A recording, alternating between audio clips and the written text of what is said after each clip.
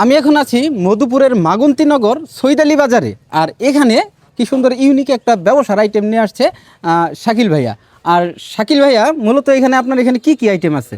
ভাই আমাদের এখানে গরু, মুরগি, খাসি, হাঁস, মুরগি, কবুতর, নেহারি এবং কি টার্কি মুরগিও পাওয়া যায়।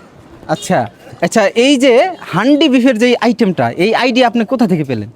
সর্বপ্রথম আমি গাজীপুরে দোকান করি। আচ্ছা তারপর আচ্ছা থেকে ওখান থেকে আইসা পড়ি, আইসা এর পরে সৈদালি বাজারি দোকান দিই মূলত। আচ্ছা আচ্ছা, মানে এমন একটা জায়গার ভিতরে আপনি এই হান্ডি বিফের যে আইটেমটা নিয়ে আসছেন, কেমন চলে এটা আসলে দর্শকও জানতে চায় আর সবাই জানতে চায়। ভালোই চলে আলহামদুলিল্লাহ, ভালোই। এখানে মূলত কোন কোন জায়গা থেকে লোক আসে?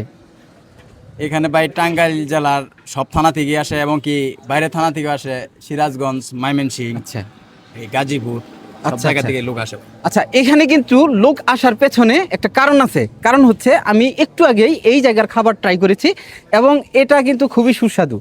আর এটা একটা অজপাড়া গা বলা যায়। আর এখানে দূর দূরান্ত থেকে লোক এসে তারপর এখানকার খাবার ট্রাই করতেছে। তার মানে বুঝতেই পারতেছেন যে মধুপুরের ভিতরে এইরকম বিজনেসের আইটেম মানে প্রথম নিয়ে আসছে হচ্ছে শাকিল ভাই। তো শাকিল ভাইয়ের জন্য অনেক দোয়া থাকলো। এবং এখানকার খাবার যে ট্রাই করলাম আমি, এটা আসলে খুবই সুস্বাদু। আসলে যে খাবার যদি ভালো হয় তাহলে মানুষ 100 কিলোমিটার আর 200 কিলোমিটার নেই, মানুষ সেখানে গিয়েই কিন্তু খাবে। আর এখানকার যে আইটেমগুলো আমি মূলত খেয়েছি হচ্ছে গরুর আইটেম যেটা, সেটা, এবং সেটা খুবই ভালো ছিল। তো আপনারা যদি কেউ এখানে আসতে চান তাহলে কিভাবে আসবেন আমি একটু বলে দিই ছোট করে।